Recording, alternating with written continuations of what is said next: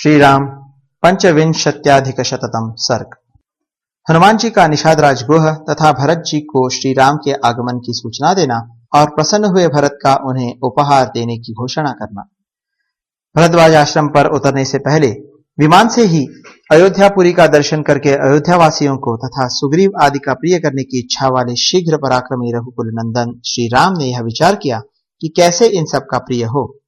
विचार करके तेजस्वी एवं बुद्धिमान श्री राम ने वानरों पर दृष्टि डाली और वानर वीर हनुमान जी से कहा, कपिश्रेष्ठ, तुम शीघ्र ही अयोध्या में जाकर पता लो कि राजभवन में सब लोग सकुशल तो है ना। शंगवेरपुर में पहुंचकर वनवासी निषाद राजगुह से भी मिलना और मेरी ओर से कुशल कहना। मुझे सकुशल, निरोग और चिंता रहित सुनकर निषाद राजगुह को बड़ी प्रसन्नता होगी, क्योंकि वह मेरा मित्र है, मेरे लिए आत्मा के समान है। निषाद राजगुह प्रसन्न होकर तुम्हें अयोध्या का मार्ग और भरत का समाचार बताएगा। भरत के पास जाकर तुम मेरी ओर से उनका कुशल पूछना और उन्हें सीता एवं लक्ष्मण सहित मेरे सफल मनोरथ होकर लौटने का समाचार बताना।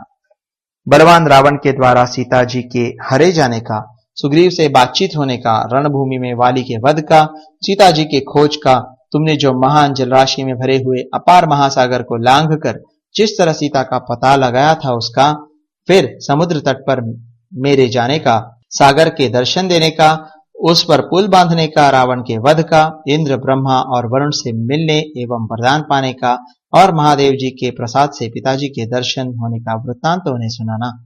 सौम्य, फिर भरत से यह भी निवेदन करना कि श्री राम शत्रुओं को जीतकर परम उत्तम यश पाकर सफल मनोरथ हो राक्षस राज विभीषण, वानरराज सुग्रीव तथा अपने अन्य महाबली मित्रों के साथ आ रहे हैं और प्रयाग तक आ पहुंचे हैं।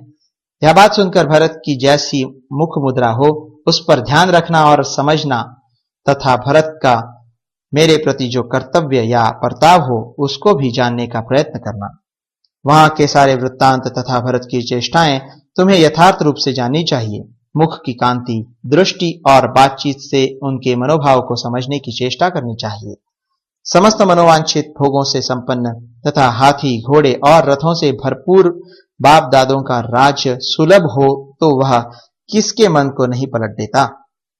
यदि कैकेयी की संगति अथवा चिरकाल तक राज्य वैभव का संसर्ग होने से श्रीमान भरत स्वयं ही राज्य पाने की इच्छा रखते हो तो वे रघुकुल नंदन भरत बेखटके समस्त भूमंडल का राज्य करें। मुझे उस राज्य को नहीं लेना है। उस दशा में हम कहीं अन्यत्र रहकर तपस्वी जीवन व्यतीत करेंगे। वानरवीर, तुम भरत के विचार और निश्चय को जानकर जब तक हम लोग इस आश्रम से दूर न चले जाएं, तभी तक शीघ्र लौट आओ। श्री रघुनाथ जी के इस प्रकार आदेश देने पर पवन पुत्र हनुमान जी मनुष्य का रूप धारण करके तीव्र गति से अयोध्या की ओर चल दिए। जैसे गरुड़ किसी श्रेष्ठ सर्प को पकड़ने के लिए बड़े वेग से झपट्टा मारते हैं, उसी तरह पवन पुत्र हनुमान तीव्र वेग से उड़ चले। अपने पिता वायु के मार्ग अंतरिक्ष को, जो पक्षीराज गरुड़ का सुंदर गृह है, लांग कर गंगा और यमुना के वेगशाली संगम को पार करके शंगवेरपुर में पहुंचकर पराक्रमी हनुमान जी निषाद राजगुह से मिले और बड़े हर्ष के साथ सुंदर वाणी में बोले, तुम्हारे मित्र ककुत्स्थ कुलभूषण सत्य पराक्रमी श्री राम सीता और लक्ष्मण के साथ आ रहे हैं और उन्होंने तुम्हें अपना कुशल समाचार कहलाया है। वे प्रयाग में हैं और भरद्वाज मुनि के कहने से उन्हीं के आश्रम में आज पंचमी की रात बिताकर कल उनकी आज्ञा ले वहां से चलेंगे। तुम्हें यही श्री रघुनाथ जी का दर्शन होगा। गु से यो कहकर महातेजस्वी और वेगशाली हनुमान जी बिना कोई सोच विचार किए बड़े वेग से आगे को उड़ चले। उस समय उनके सारे अंगों में हर्ष जनित रोमांच हो आया था। मार्ग में उन्हें परशुराम तीर्थ, बालुकिनी नदी, वरुथी गोमती और भयानक सालवन के दर्शन हुए। कई सहस्त्र प्रजाओं तथा समृद्धशाली जनपदों को देखते हुए कपिश्रेष्ठ हनुमान जी तीव्र गति से दूर तक का रास्ता लांघ गए और नंदीग्राम के समीपवर्ती खिले हुए वृक्षों के पास जा पहुंचे। वे वृक्ष देवराज इंद्र के नंदन वन और कुबेर के चैत्र रथ वन के समान सुशोभित होते थे। उनके आसपास बहुत सी स्त्रियां अपने उन पुत्रों और पौत्रों के साथ, जो वस्त्राभूषणों से भलीभांति अलंकृत थे, विचरती और उनके पुष्पों का चयन करती थी। अयोध्या से 1 कोस की दूरी पर उन्होंने आश्रमवासी भरत को देखा, जो चीर वस्त्र और काला मृगचर्म धारण किए दुखी एवं दुर्बल दिखाई देते थे। उनके सिर पर जटा बढ़ी हुई थी, शरीर पर मै जम गई थी भाई के वनवास के दुख ने उन्हें बहुत ही क्रुश कर दिया था। फल मूल ही उनका भोजन था। वे इंद्रियों का दमन करके तपस्या में लगे हुए थे और धर्म का आचरण करते थे। सिर पर जटा का भार बहुत ही ऊंचा दिखाई देता था। वल्कल और मृगचर्म से उनका शरीर ढका था। वे बड़े नियम से रहते थे। उनका अंतःकरण शुद्ध था और वे ब्रह्मर्षि के समान तेजस्वी जान पड़ते थे। रघुनाथ जी की दोनों चरण पादुकाओं को आगे रखकर वे पृथ्वी का शासन करते थे। भरत जी चारों वर्णों की प्रजाओं को सब प्रकार के भय से सुरक्षित रखते थे। उनके पास मंत्री, पुरोहित और सेनापति भी योग युक्त होकर रहते और गेरुए वस्त्र पहनते थे। अयोध्या के वे धर्मानुरागी पुरवासी भी उन चीर और काला मृग चर्म धारण करने वाले राजकुमार भरत को उस दशा में छोड़कर स्वयं भोग भोगने की इच्छा नहीं करते थे। मनुष्य देह धारण करके आए हुए दूसरे धर्म की भांति उन धर्मज्ञ भरत के पास पहुंचकर पवन कुमार हनुमान जी हाथ जोड़कर बोले, देव, आप दंडकारण्य में चीर वस्त्र और जटा धारण करके रहने वाले जिन श्री रघुनाथ जी के लिए निरंतर चिंतित रहते हैं, उन्होंने आपको अपना कुशल समाचार कहलाया है और आपका भी पूछा है। अब आप इस अत्यंत दारुण शोक को त्याग दीजिए।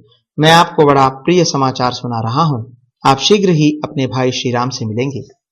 भगवान श्री राम रावण को मारकर मिथिलेश कुमारी को वापस ले सफल मनोरथ हो अपने महाबली मित्रों के साथ आ रहे हैं। उनके साथ महातेजस्वी लक्ष्मण और यशस्विनी विदेह राजकुमारी सीता भी हैं। जैसे देवराज इंद्र के साथ शची शोभा पाती हैं, उसी प्रकार श्री राम के साथ पूर्ण कामा सीता जी सुशोभित हो रही है। हनुमान जी के ऐसा कहते ही कैकेयी कुमार भरत सहसा आनंद विभोर हो पृथ्वी पर गिर पड़े और हर्ष से मूर्छित हो गए। तत्पश्चात 2 घड़ी के बाद उन्हें होश हुआ और वे उठकर खड़े हो गए। उस समय रघुकुल भूषण श्रीमान भरत ने प्रियवादी हनुमान जी को बड़े वेग से पकड़कर दोनों भुजाओं में भर लिया और शोक संसर्ग से शून्य परमानंद जनित विपुल अश्रु बिंदुओं से वे उन्हें नहलाने लगे। फिर इस प्रकार बोले, भैया, तुम कोई देवता हो या मनुष्य जो मुझ पर कृपा करके यहाँ पधारे हो? सौम्य, तुमने जो यह प्रिय संवाद सुनाया है, इसके बदले मैं तुम्हें कौन सी प्रिय वस्तु प्रदान करूं? मुझे तो कोई ऐसा बहुमूल्य उपहार नहीं दिखाई देता जो इस प्रिय संवाद के तुल्य हो। तथापि मैं तुम्हें इसके लिए 1 लाख गौवें, 100 उत्तम गांव तथा उत्तम आचार विचार वाली 16 कुमारी कन्याएं पत्नी रूप में समर्पित करता हूं। उन कन्याओं के कानों में सुंदर कुंडल जगमगाते होंगे। उनकी अंग कांति स्वर्ण के समान होगी। उनकी नासिका सुघड़, पुरु मनोहर और मुख चंद्रमा के समान सुंदर होंगे। वे कुलीन होने के साथ ही सब प्रकार के आभूषणों से विभूषित होंगी। उन प्रमुख वानर वीर हनुमान जी के मुख से श्री रामचंद्र जी के आगमन का अद्भुत समाचार सुनकर राजकुमार भरत को श्री राम के दर्शन की इच्छा से अत्यंत हर्ष हुआ और उस हर्षातिरेक से ही वे फिर इस प्रकार बोले। इस प्रकार श्री वाल्मीकि निर्मित आर्ष रामायण आदि काव्य के युद्ध कांड में 125वां सर्ग पूरा हुआ।